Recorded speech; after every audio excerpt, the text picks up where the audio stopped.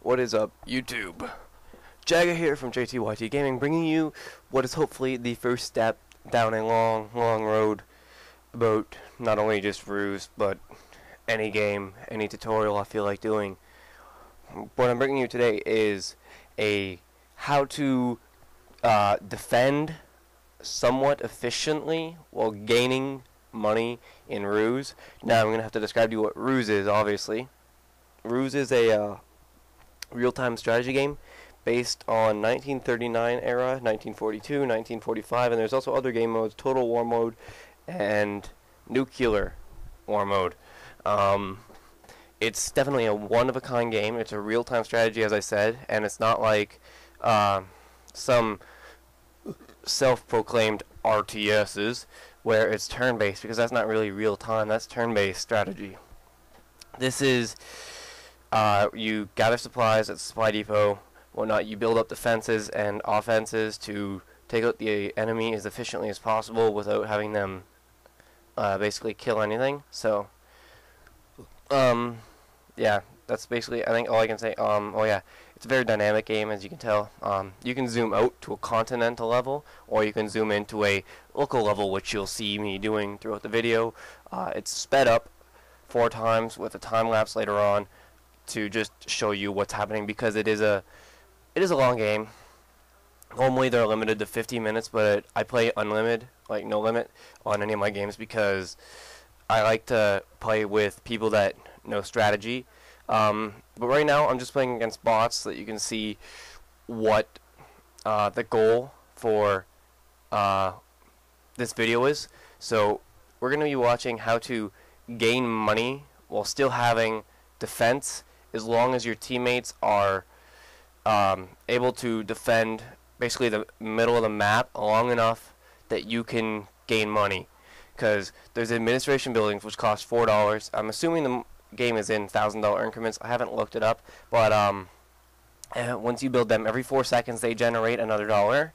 And basically, if you can build up a bunch of them, it not only gains money for yourself, the administration buildings, it gains money for your teammates too, so that you can build up resources a lot.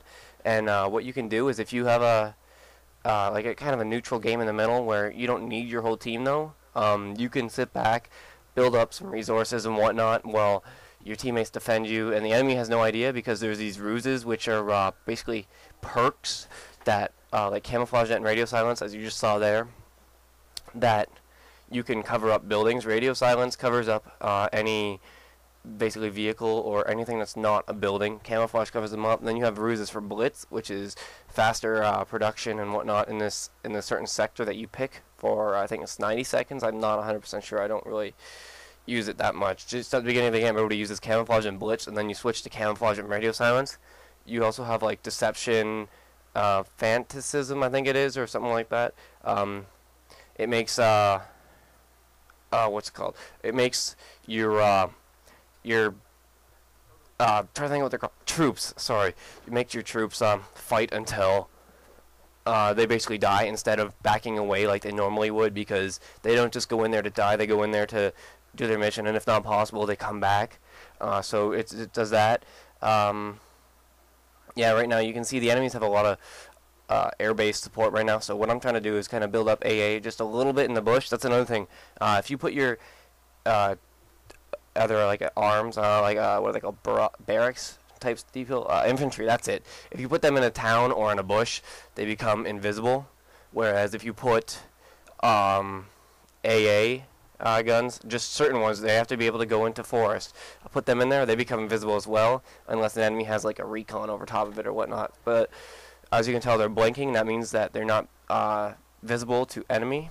So as you can tell, just building up defense, just hitting them with a couple bombers, just so they know I'm still in the game and not doing anything. But luckily for me, though, these bots didn't attack us, because it's very hard to do this strategy where you're getting attacked like full on from the beginning. But if you're playing with a team that you know that have a history of strategy, it's very easy. For forget what I was just about to say. Oh yeah, I was kind of scared here, but yeah. I have my anti-tank bunker to cover both bridges because it has a long range. So let's talk about things you can build with your money, because if you can do it with friends that have a history, it'll be very easy. Things you can build with your I just forgot the word money are obviously you can build anti-tank, you can build tanks, you can build your prototype base, which in nuclear mode has the nuclear because it's not nuclear technology. Nuclear mode, you can build a nuclear bomb and that blows everything up, obviously. But you can build huge tanks, which are better than any other advanced tank that you can get with just a standard armor base. You got anti-air and artillery, but in the prototype base for Germany, the artillery is a 210 millimeter artillery shell, and it costs $50 to research, $60 to produce, along with the jumbo heavy tank, or just might be jumbo tank. But yeah, if you're playing defensively, go with Italy and Russia. If you're rushing, go with Britain or the United States. But luckily, it was just about spread out through here, what everybody was. We got France, America, Russia, Italy, you know, basically everything that you can have. So right now, we're about to time-lapse, because as you can see, I have a bunch of administration buildings, prototype. Here we go. This is later on in the game, after I've obviously racked up a bunch of money. As you can see, I have a constant flow in the top left-hand corner. I put fantasism in the enemy zone so that my airplanes, my bombers, wouldn't back out, because you see I just mowed down like half their buildings. But one thing you do have to keep track of when you're doing this is your scores on the right-hand side. Even if you win, the enemies can get more experience than you if they have a higher score for taking out more units. So you want to be careful not to lose too many units. Like, you don't want to get over cocky with it. So try to be as conservative as possible while being efficient. Like this, my bombers, they went there. That was already the target I specified was already destroyed, so I sent them to another target in that same area. And you can basically move them anywhere you want on the map. As you can see, that one just surrendered because all of his stuff was knocked out.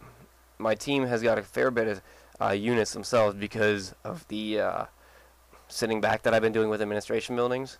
So not only helps you, it helps your whole team. And by the end of the game, you have basically an unlimited resource because you're getting money so fast. If you watch the top left-hand corner, I gain money as fast as I spend it. So yeah, right here I was trying to send planes into a radio silence area just so that I could send them in there without all being destroyed, because the enemy had some armored AA, but that doesn't last too long when you have a ton of air support and ground support sitting right outside their base.